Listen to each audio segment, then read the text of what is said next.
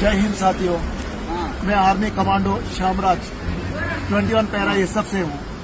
देखिए, आज कर्नाटक के उडुपी के बाद शास्ताना टोल बूथ में मैं हूँ। देखिए, ये लेटर निकालना।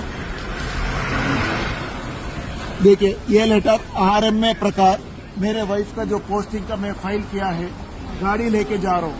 उसके अलावा मैं वार कैजुअलिटी ऑपरेशन पराक्रम का देखिए हर टोल से पास होके आया हूँ, बट शास्ताना टोल बूथ में मिस्टर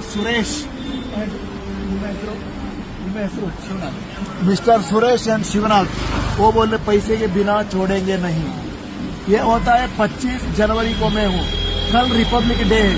मैं क्यों व्हील चेयर में बैठा हूँ, आप बताइए, आप भी बताइए। क्या मैं व्हील चेयर में बैठने का कोई मतलब है क्या? एक वार कैजुअलिटी को या आर्मी रूल प्रकार देखिए ऑक्टोरॉय टैक्स को एक्सेम्पशन ये लेके मैं जा रहा हूँ, तब भी मुझसे टोल मांग रहे हैं, तो क्या फायदा है? बस आप मुझे बताइए। नितिन गडकरी साहब, आप मुझे बताइए। जय हिंद। ಅದು ಬೇಡ, ನನಗೆ ಔದಾರ್ಯ ಬೇಡ, ನನಗೆ ಭಿಕ್ಷೆ ಬೇಡೋದಿಲ್ಲ, ನಾನು ಭಿಕ್ಷೆ ಮಾಡೋದು ಭಿಕ್ಷೆ ಬೇಡ. ನಾನು ಮೊದಲೇ ಹೇಳ್ತೇನೆ, ನಾನು ಮೊದಲೇ ಇದು ಯಾಕೆ ನಾನು ತಗೊಂಡು ಬಂದಿದ್ದೆ, ಆರ್ಮಿ ಆಕ್ಟ್ ಪ್ರಕಾರ ತಗೊಂಡು ಬಂದಿದ್ದು ಯಾಕೆ ಬೇಡ, ನನಗೆ ಭಿಕ್ಷೆ ಬೇಡ, ನನಗೆ ಭಿಕ್ಷೆ ಬೇಡ, ನಾನು ಮೊದಲೇ ಹೇಳ್ತೇನೆ. ಅದು ಯಾಕೆ ಅದು ಮೊದಲೇ ಹೇಳ್ಬೇಕಿತ್ತಲ್ಲ, ಮೊದಲೇ ಹೇಳ್ಬೇಕಿತ್ತಲ್ಲ.